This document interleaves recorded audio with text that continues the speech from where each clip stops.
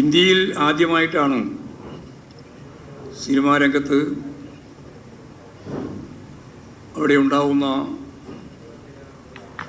പ്രശ്നങ്ങൾ അടിസ്ഥാനപ്പെടുത്തിയിട്ടൊരു കമ്മിറ്റി നിയോഗിക്കുകയും പരിശോധന നടത്തുകയും ചെയ്തിട്ടുള്ളത്. കമ്മിറ്റി എന്നത് ജുഡീഷ്യൽ കമ്മീഷൻ അല്ല എന്ന കാര്യം നാം തിരിച്ചറിയേണ്ടതായിട്ട് ഉണ്ട്. ജുഡീഷ്യൽ കമ്മീഷനായിരുന്നുവെങ്കിൽ നിയമസഭയിൽ വെക്കുകയും ശുപാർശയുടെ മേലെ സർക്കാർ ഉദ്ദേശിക്കുന്ന നടപടി എന്തെന്ന് വ്യക്തമാക്കപ്പെടുകയും ചെയ്യണമായിരുന്നു. കമ്മിറ്റിയാണ് എന്നുള്ളതുകൊണ്ട് നൽകിയ ശുപാർശകൾ പരിശോധിച്ച് നടപ്പിലാക്കുക എന്ന ഉത്തരവാദിത്തമാണ് സർക്കാർ ഏറ്റെടുക്കാനുള്ളത്. ആ ഉത്തരവാദിത്തം സർക്കാർ നടപ്പിലാക്കിയിട്ടുണ്ട്. ശുപാർശകൾ പ്രത്യേകമായി നൽകിയിട്ടില്ല എങ്കിലും അവരുദ്ദേശിച്ച 24 ശുപാർശകൾ മനസ്സിലാക്കി അക്കാര്യത്തിൽ ആവശ്യമായ നടപടികൾ സ്വീകരിക്കുകയാണ് ഗവൺമെൻറ് ചെയ്തത്. മറ്റൊരു സംസ്ഥാനത്തും ഇല്ലാത്ത സമീപനമാണ് ഇക്കാര്യത്തിൽ കേരളത്തിൽ സർക്കാർ സ്വീകരിച്ചിട്ടുള്ളത്. ഇൻ്റേണൽ കംപ്ലയിൻറ്റ്സ് കമ്മിറ്റി സിനിമാ രംഗത്ത് രൂപീകരിച്ച് കഴിഞ്ഞിട്ടുണ്ട്. അത് ഇന്ത്യയിൽ കേരളത്തിലാണ് ആരംഭിച്ചത്. സിനിമാ നയം രൂപീകരിക്കണമെന്ന കമ്മിറ്റിയുടെ ശുപാർശ കണക്കിലെടുത്ത് ഷാജി എൻ കരുൺ ചെയർമാനായി ഒരു കമ്മിറ്റിയെ സർക്കാർ നിയോഗിച്ചിരിക്കുകയാണ്. സിനിമാ നയം രൂപീകരിക്കുക എന്ന ലക്ഷ്യത്തോടെയാണ് ഈ കമ്മിറ്റിയുടെ നേതൃത്വത്തിൽ ഗവൺമെൻറ് തന്നെ സിനിമ കോൺക്ലേവ് നടത്തണമെന്ന് തീരുമാനിച്ചു. ചിലരിപ്പോൾ കോൺക്ലേവിനെതിരായി അത് നടത്താൻ അനുവദിക്കില്ല എന്ന നിലപാട് സ്വീകരിച്ച് രംഗത്ത് വന്നിട്ടുണ്ട്. എല്ലാവരുമായി എല്ലാ മേഖലയുമായി ചർച്ച ചെയ്ത്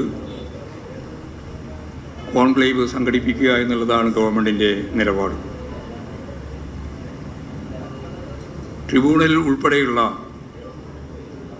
കാര്യങ്ങൾ പരിഗണിച്ച്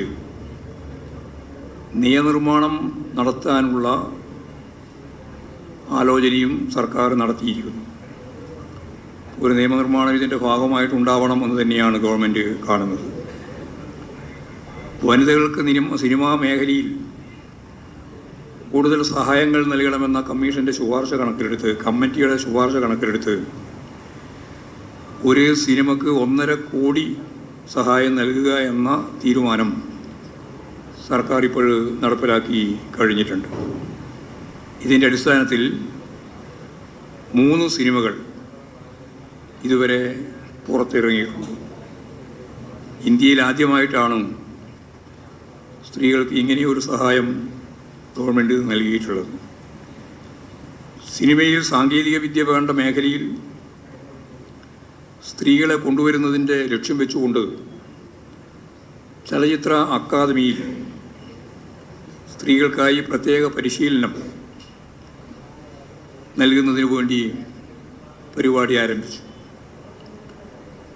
വനിതകൾക്ക് പ്രത്യേക അവാർഡ് നൽകണമെന്ന ശുപാർശയുടെ അടിസ്ഥാനത്തിൽ അവാർഡ് നൽകുന്നതിനുള്ള നടപടിയും സ്വീകരിച്ചിട്ടുണ്ട്. ഇതിൻ്റെ അടിസ്ഥാനത്തിലാണ് കഴിഞ്ഞ വർഷം നാഞ്ചിയമ്മക്കും നവ സംവിധായിക എന്ന നിലയിൽ ശ്രുതി ശരണ്യക്കും അവാർഡുകൾ നൽകിയിട്ടുള്ളത്. ചിത്രാഞ്ജലി സ്റ്റുഡിയോയിൽ വനിതകൾക്ക് പ്രത്യേക പരിഗണന നൽകണമെന്ന ശുപാർശ അത് കണക്കിലെടുത്തുകൊണ്ടാണ് ചിത്രാഞ്ജലി സ്റ്റുഡിയോയെ മാറ്റുന്നതിന് വേണ്ടിയുള്ള പ്രവർത്തനങ്ങൾ നടന്നു വരുന്നത്. ഹേമ കമ്മിറ്റി റിപ്പോർട്ടിൽ പലരുടെയും സ്വകാര്യതയെ ബാധിക്കുന്ന പരാമർശങ്ങൾ ഉള്ളതിനാൽ അത് പുറത്തുവിടാൻ പാടില്ല എന്നാവശ്യപ്പെട്ട് ജസ്റ്റിസ് ഹേമ തന്നെ 2020 ഫെബ്രുവരി 19 കത്ത് നൽകിയിരുന്നു. അന്നത്തെ സാംസ്കാരിക വകുപ്പ് പ്രിൻസിപ്പൽ സെക്രട്ടറിക്കാണ് ജസ്റ്റിസ് ഹേമ കത്ത് നൽകിയത്. ഇതിൻ്റെ അടിസ്ഥാനത്തിലാണ് വിവരാവകാശ കമ്മീഷൻ അത് പുറത്തുവിടേണ്ടതില്ല എന്ന് പറഞ്ഞത്. ഒരു മാധ്യമപ്രവർത്തകൻ 2020 തന്നെ വിവരാവകാശ കമ്മീഷനെ സമീപിച്ച് റിപ്പോർട്ടിൽ അവരാവശ്യപ്പെട്ടിരുന്നു.